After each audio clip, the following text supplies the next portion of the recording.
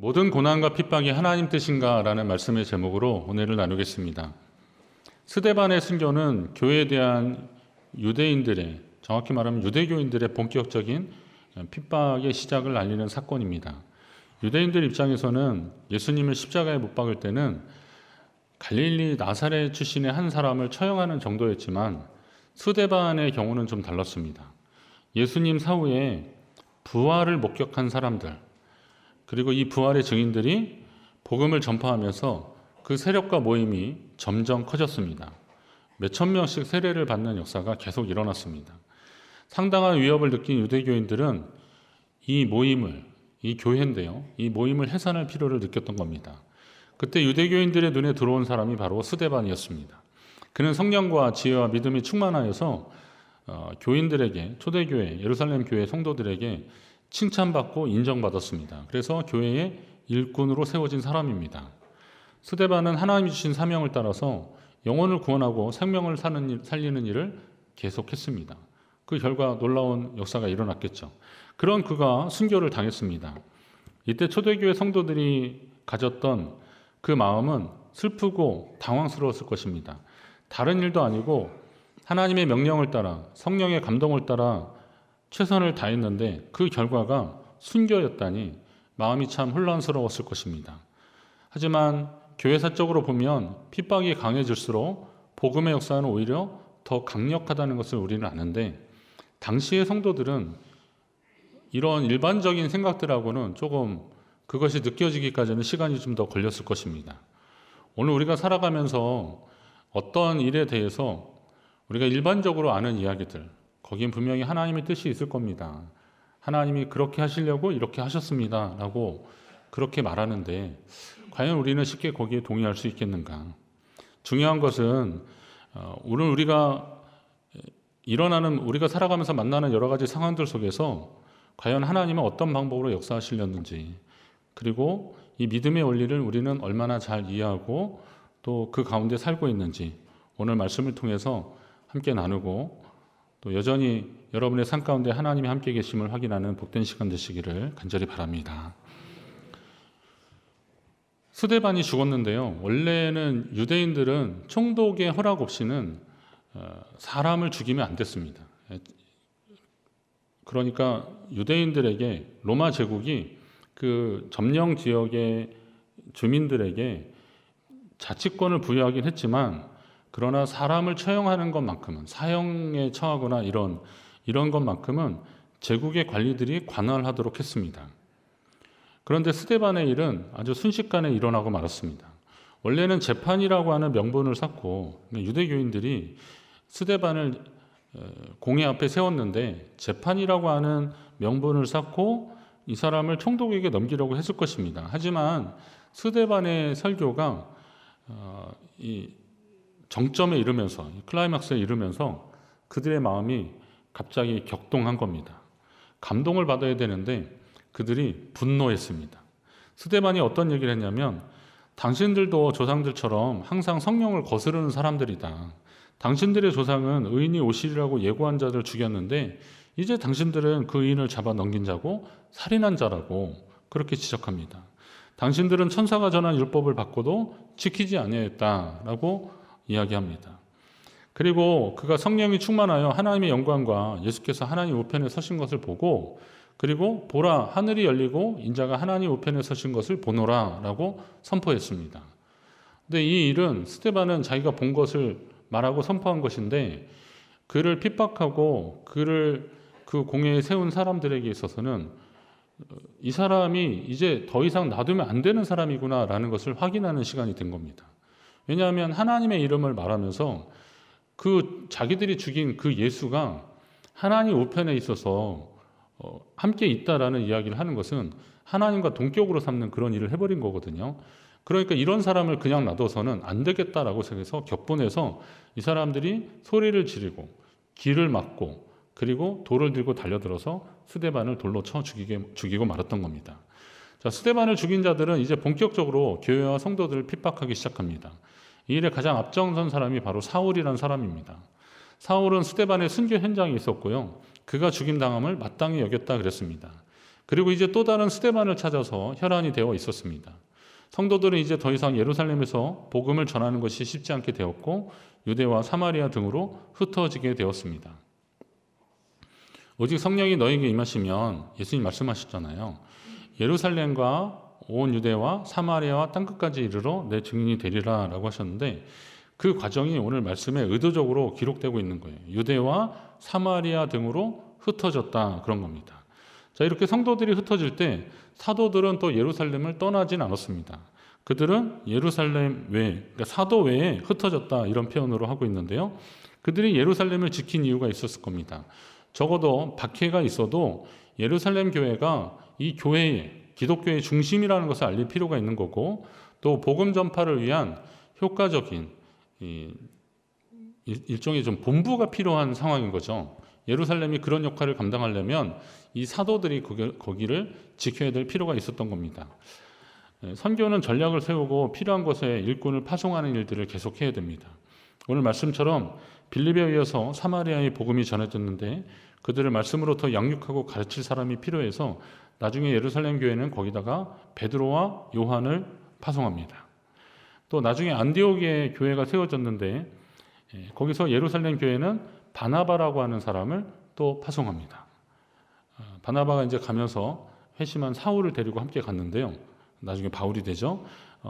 바울로 불려지는 겁니다. 자, 그렇게 가는 겁니다. 그리고 선교지에서 이방 지역에서 복음이 전해지고 교회가 세워지는 과정 속에서 율법과 복음이 좀 충돌하거나 좀 난해한 상황들이 있을 때 이거를 좀 물어볼 때 어떻게 하냐면 예루살렘으로 사람을 보내서 일종의 유권 해석을 해달라고 그렇게 하는 겁니다. 자, 이런 일들을 감당하려면 예루살렘의 본부를 잘 지켜야 되는 거죠. 그래서 사도들이 예루살렘을 떠나지 않고 잘 지켰던 겁니다. 교회는 이렇게 누군가 지키는 사람이 있어야 돼요. 하나님의 교회를 세우시는 분이 하나님이신데 하나님이 다 알아서 하시겠지라고 할 것이 아니라 교회는 이렇게 체계적으로 교회를 이끌어 가는 데 있어서 필요한 일꾼들이 필요한 겁니다. 지금도 선교도 그렇습니다. 선교가 뜨거운 열정만 가지고 하는 것이 아니라 효과적인 전략을 잘 세워야 됩니다. 저희 교단도 선교사 지원을 하면 한 6, 7개월 정도 훈련을 따로 받습니다. 집중 훈련을 받습니다. 합숙 훈련을 합니다. 가족이 어린아이들이 있으면 다 와서 그곳에서 그 근처의 학교를 다니면서 그렇게 공부를 하고 또 훈련을 받고 그렇습니다. 그리고 원하는 지역에 요청하면 1지망, 2지망 하면 그 지역에 가급적이면 이제 파송을 하지만 또 조정을 해서 파송하기도 합니다. 이런 일들을 하는 본부가 좀 필요한 거죠. 그러고 보면 가는 선교사가 있다면 보내며 기도하는 사람들도 선교사라는 겁니다. 그러면 우리 교회가 그런 일을 감당하고 있습니다. 여러분도 역시 보내는 선교사로서의 역할들을 감당하고 계신 겁니다. 오늘 여러분이 있는 곳이 복음을 전파하는 자리가 되기를 간절히 바랍니다. 여러분이 가든지 보내든지 오직 구원의 복음이 전파되기 위해서 최선을 다하는 삶을 살아야 하는 것입니다. 예루살렘 교회는 그런 본질에 충실한 그런 형태를 유지하려고 애를 썼습니다. 사도들도 왜 겁나지 않았겠습니까? 그러나 교회를 예루살렘을 지키면서 효과적으로 복음 전파의 틀을 짜고 그리고 후원하고 기도하는 일들을 계속했던 겁니다.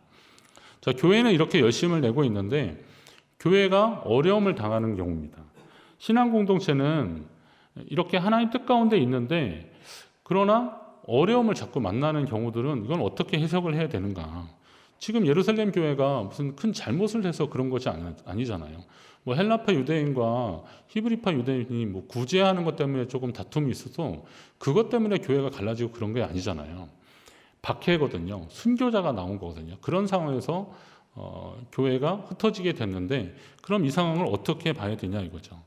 신앙 공동체는 일꾼을 세우고 소중히 여기는 일을 계속해야 됩니다. 성도들이 스데반의 죽음을 슬퍼한 이유는 하나님의 일꾼을 잃었다는 것 때문에 그렇습니다. 그의 성품이나 말투나 그와의 뭐 개인적인 친분이나 이런 것 때문에 뭐 인간적으로 슬퍼할 수도 있겠지만 그러나 예루살렘 교회가 스데반을 잃은 것, 하나님의 일꾼을 잃었다는 것을 굉장히 안타까운 겁니다. 그러면 사단은 어떤 전략을 하겠습니까? 스데반처럼 일꾼을 치는 겁니다. 하나님의 교회에 일꾼을 쓰러뜨리고 넘어뜨려서 더 이상 하나님의 일이 진행되는 것이 방해되도록 하는 것이 사단의 전략입니다. 부흥하는 교회가 갑자기 어려움을 당하는 경우를 보면 목회자 또는 교회의 중직들이 쓰러져서 그렇습니다.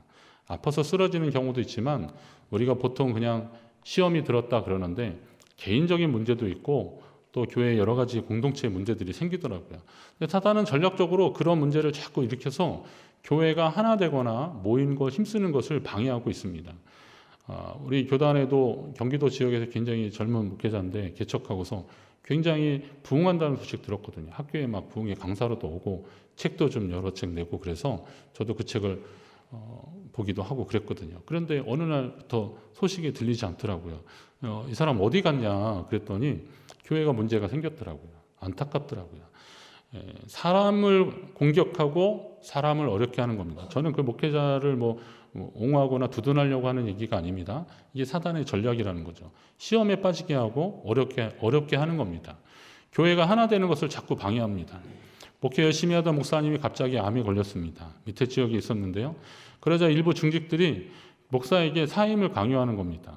그 목사님이 교회 부임할 때는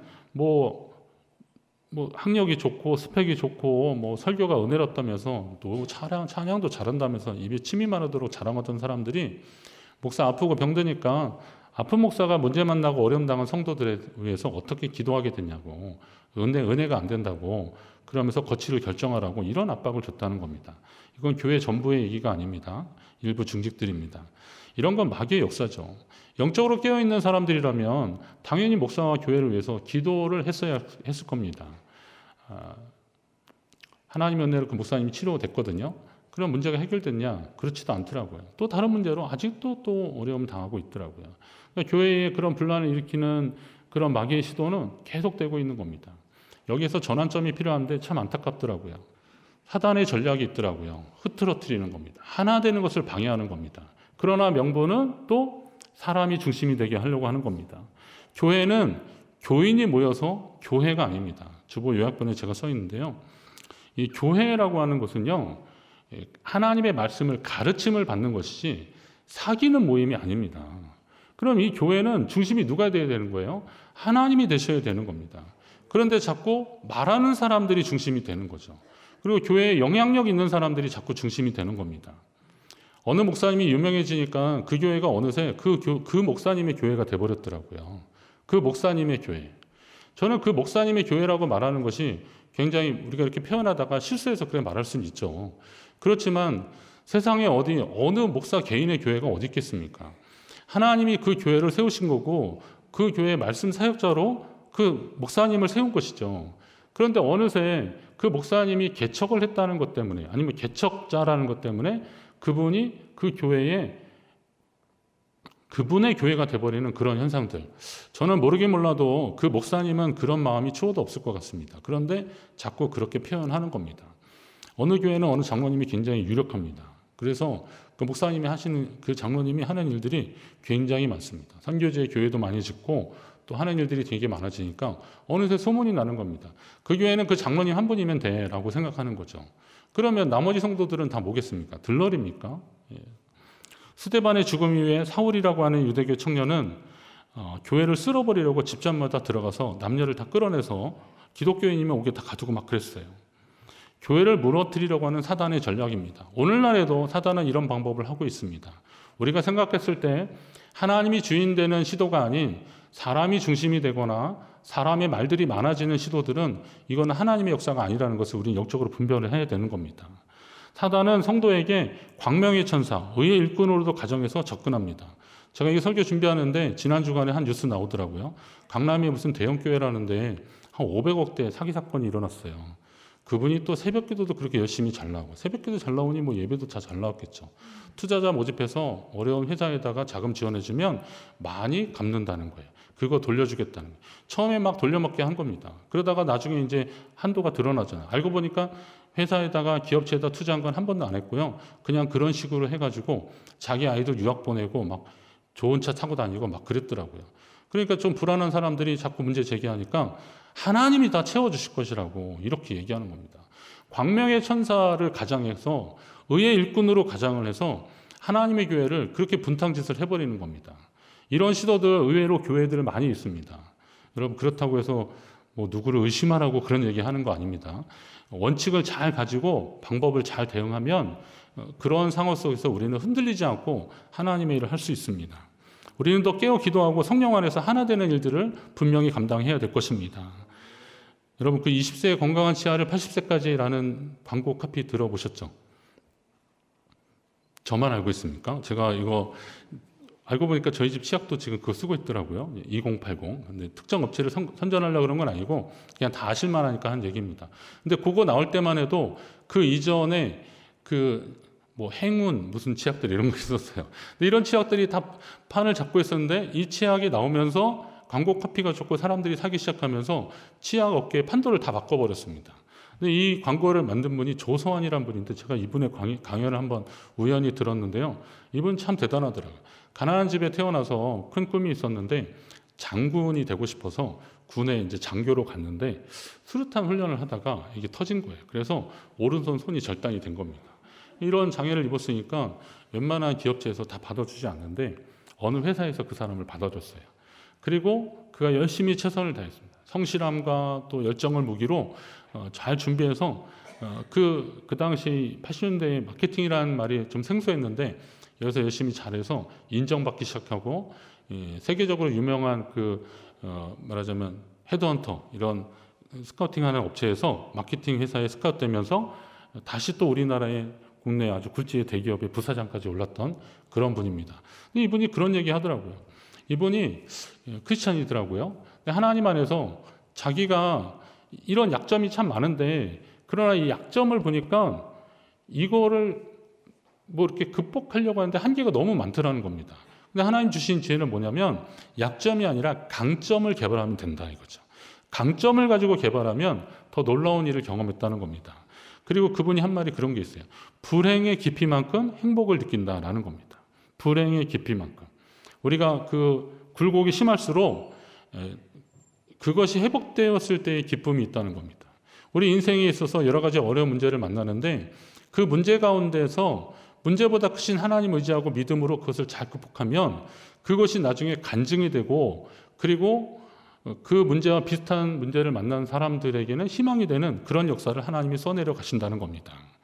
오늘 교회가 핍박을 받아서 사람들이 흩어졌는데 하나님은 여기에서 반전의 역사를 써내려 가십니다. 이건 뭐냐면 그 흩어진 사람들이 나가서 말씀, 복음을 전하기 시작했습니다.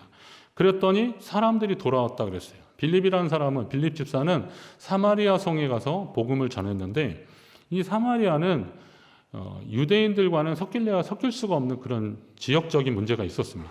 이스라엘 역사 속에 그런 문제가 있었는데 유대인들도 갈릴리 사람이 예루살렘으로 올 때 사마리아 쪽으로 가면 그냥 가로질러 가는 건데 거기 안 가려고 유대 광야나 막 이런 해안길로 가고 거기는 막 강도를 만나거나 위험한데도 일부러 거기 피할 정도로 그쪽을 회피했었고요. 사마리아 사람들도 유대인들이 오는 거 그렇게 반기지도 않고 그랬었던 상황입니다. 그런데 빌립이 성령 충만하니까 그리고 하나님 말씀을 가서 전하니까 여기에서 그들이 예수님을 그리스도로 영접하는 그런 사건이 계속 일어난 겁니다. 결국은 뭐냐면 중요한 것은 사건보다 반응이라는 겁니다. 한번 따라하겠습니다. 사건보다 반응이다. 어떤 일을 만났느냐 이것도 중요하겠지만 더 중요한 건 뭐냐면 그 사건 가운데 그 일 가운데 내가 어떻게 반응하느냐 이게 참 중요하다는 겁니다. 우리가 살면서 하나님의 섭리라고 말하는 것들이 참 많이 있지 않습니까? 근데 보통은 신앙생활 오래 한 연조가 깊은 분들은 다 그렇게 쉽게 잘 얘기하십니다. 그러나 믿음이 연약하거나 아니면 그 상황을 다 이해하지 못하는 분들은 그걸 받아들이기가 참 어렵습니다. 그렇지만 오늘 이 초대교회 성도들의 삶의 모습이나 그리고 그들을 통해서 하나님 역사하신 것을 보면 우리에게 좀 희망을 주는 겁니다. 핍박이 거세졌지만 성도들은 더 담대하게 복음을 전하는 계기로 삼았고 성령은 그들의 믿음이 더 확실해지도록 표적과 기사로 응원해 주셨습니다. 빌립이 말씀을 전하고 표적과 기사가 일어났어요. 귀신 들린 사람이 떠나가고 병든 사람이 고침받고 이런 역사가 일어난 겁니다. 여러분 이 역사가 빌립이 정말 대단한 사람이라는 것을 하나님이 빌립에게 이렇게 빌립을 입증시키려고 그런 것이 아니라 빌립의 그 말씀이 맞는 얘기다. 빌립이 전하는 그 복음이 맞는 얘기다라는 것을 확인시켜 주려고 성령으로 역사하신 것입니다. 이게 하나님의 방법이라는 거죠. 오늘날에도 마찬가지입니다. 오늘 우리가 믿음으로 살려고 할 때 하나님이 우리를 도우실 것이 분명합니다. 여러분 믿으시기 바랍니다. 그 하나님이 역사하실 것입니다. 왜요? 하나님을 믿는 그 믿음이 틀리지 않다는 것을 하나님은 보여주시기 위해서 우리에게 역사하실 것입니다. 이건 하나님이 하시는 일들입니다. 말씀을 정리하면 성도의 모든 고난이 하나님의 뜻이라고 쉽게 말하는 것을 우리는 좀 멈춰야 됩니다.